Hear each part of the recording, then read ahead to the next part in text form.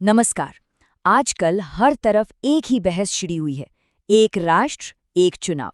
ये एक ऐसा आइडिया है जो भारत के लोकतंत्र को शायद हमेशा के लिए बदल सकता है। तो चलिए आज इसको जरा गहराई से समझते हैं कि आखिर ये है क्या और इसकी जरूरत क्यों महसूस की जा रही है। कभी ऐसा लगता है ना कि हमारे देश में ये चुनावी मौसम कभी खत्म ही नहीं होता। मतलब एक इलेक्शन की धूल बैठती नहीं कि दूसरे का बिगुल बज जाता है। ये एक न खत्म होने वाले त्योहार जैसा लगता है ना। और देखिए, ये सिर्फ एक एहसास नहीं, ये हकीकत है।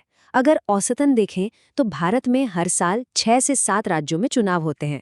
इसका सीधा मतलब यह है कि देश का कोई न कोई कोना तो लगभग हमेशा ही चुनाव प्रचार और आचार संहिता की गिरफ्त में रहता है।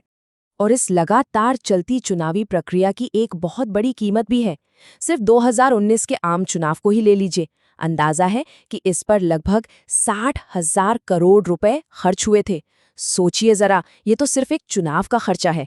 जब हर साल इतने चुनाव होते हैं तो टोटल बिल कितना बैठता होगा। तो इसी प्रॉब्लम का मतलब ये जो लगातार चुनाव का चक्र है और ये भारी भरकम खर्चा, इसी के सॉल्यूशन के तौर पर एक प्रस्ताव सामने रखा गया है और इसी का नाम है एक राष्ट्र एक चुनाव।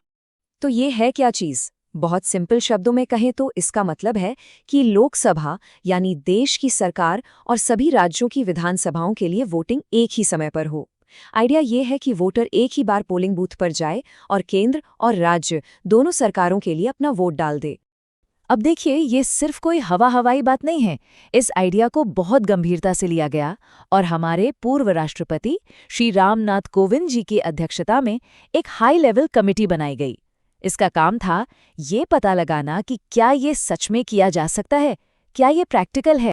और इस कमेटी ने जो काम किया उसका स्केल देखिए, 18,600 पन्ने। जी हाँ, 191 दिनों की गहन चर्चा और मेहनत के बाद इतनी मोटी रिपोर्ट तैयार हुई। तो जाहिर है ये कोई छोटा मोटा अध्ययन नहीं था। और एक बहुत मजेदार बात यह है कि ये कोई नया आइडिया नहीं है, बल्कि हम वापस वहीं जाने की बात कर रहे हैं जहां से हमने शुरू किया था। आज़ादी के बाद 1951 से लेकर 1967 तक देश में लोकसभा और विधानसभा चुनाव एक साथ ही होते थे। लेकिन फिर 68-69 के दौर में कुछ राज्यों की सरकारें अपना टर्म पूरा नहीं कर पाईं और वो साइकिल टूट। ठीक है, आइडिया समझ आ गया, इतिहास भी पता चल गया, लेकिन सबसे बड़ा सवाल, हाउ? मतलब इतने बड़े बदलाव को जमीन पर उतारा कैसे जाएगा? तो कमिटी ने इसके लिए एक 2 स्टेप प्लान सुझाया है। स्टेप 1, देश के सारे स्टेट इलेक्शंस को लोकसभा इलेक्शंस के साथ सिंक कर दिया जाए, मतलब एक ही टाइम पर लाया जाए। स्टेप 2, जब ये बड़े चुनाव हो जाएं, उसके 100 दिन के अंदर अंदर पंचायत और म्यूनिसिपैलिटी वाले लोकल इलेक्शंस भी निपटा लिए जाएं। अब आता है सबसे ट्रिकी पार्ट, ये ट्रांजिशन पीरियड। देखिए, सबको एक लाइन में लाने के लिए कुछ राज्य सरकारों का कार्यकाल सिर्फ एक बार के लिए घटाना पड़ेगा। जैसे मान लीजिए किसी राज्य में 2026 में सरकार बनी, नॉर्मली तो वो 2031 तक चलेगी, लेकिन इस प्लान के हिसाब से 2029 में होने वाले लोकसभा चुनाव के साथ आने के लिए उनका टर्म छोटा कर दिया जाएगा। ये एक बार की एडजस्टमेंट होगी ताकि 2034 से सब एक साथ चले। पर एक मिनट, एक बहुत बड़ा सवाल तो अभी बाकी है। अगर बीच में ही कोई सरकार गिर गई, बहुमत खो दिया, तब क्या? क्या सारी मेहनत पर पानी फिर जाएगा और साइकिल फिर से बिगड़ जाएगी? नहीं, इसके लिए एक बहुत ही स्मार्ट सॉल्यूशन सुझाया गया है, बचे हुए कार्यकाल का नियम। इसका मतलब यह है कि अगर बीच में चुनाव हुए भी तो जो नई सरकार आएगी वो पूरे 5 साल राज नहीं करेगी, वो सिर्फ उस 5 साल की साइकिल का बचा हुआ टाइम पूरा करेगी, ताकि जो मेन कैलेंडर है 2029, 2034, 2039 वाला, वो डिस्टर्ब ना हो। तो चलिए, प्लान तो काफी हद तक समझ आ गया। अब इस बड़ी बहस के दोनों साइड्स को देखते हैं। इसके फायदे क्या गिनाए जा रहे हैं और इसको लेकर चिंताएं क्या हैं। जो लोग इसे सपोर्ट कर रहे हैं उनका कहना है, भाई पैसा बचेगा, जबरदस्त पैसा। सरकारें हमेशा कैंपेनिंग में लगी रहने के बजाय काम पर ध्यान देंगी, देश में पॉलिसी स्टेबल रहेंगी। लेकिन दूसरी तरफ जो इसके खिलाफ हैं, उनकी चिंताएं भी बहुत बड़ी हैं।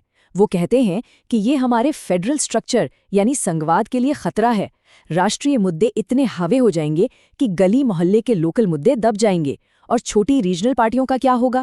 इस विरोध को आवाज देते हुए कांग्रेस अध्यक्ष मल्लिकार्जुन खड़गे ने इसे साफ साफ कहा है, उनके मुताबिक ये एक ध्यान भटकाने वाली चाल है, ये एंटी डेमोक्रेटिक है और फेडरलिज्म के खिलाफ है, और देश इसे कभी एक्सेप्ट नहीं करेगा। तो एक तरफ जोरदार समर्थन है, दूसरी तरफ उतना ही जोरदार विरोध। तो अब सवाल ये है कि आगे का रास्ता क्या है? क्या इसे लागू करना इतना आसान है? आसान तो बिल्कुल नहीं है। इसे लागू करने के लिए कोई एक दो नहीं बल्कि संविधान में लगभग 18 बदलाव करने पड़ेंगे। और सबसे बड़ी बाधा ये है कि क्योंकि इससे राज्यों की पावर पर असर पड़ेगा, तो कम से कम आधे से ज्यादा राज्यों को इस पर हाँ बोलना होगा, जो पॉलिटिकली एक बहुत बहुत बड़ी चुनौती है। और आखिर में ये पूरी बहस एक बहुत बड़े सवाल पर आकर टिक जाती है, एफिशिएंसी बनाम फेडरलिज्म।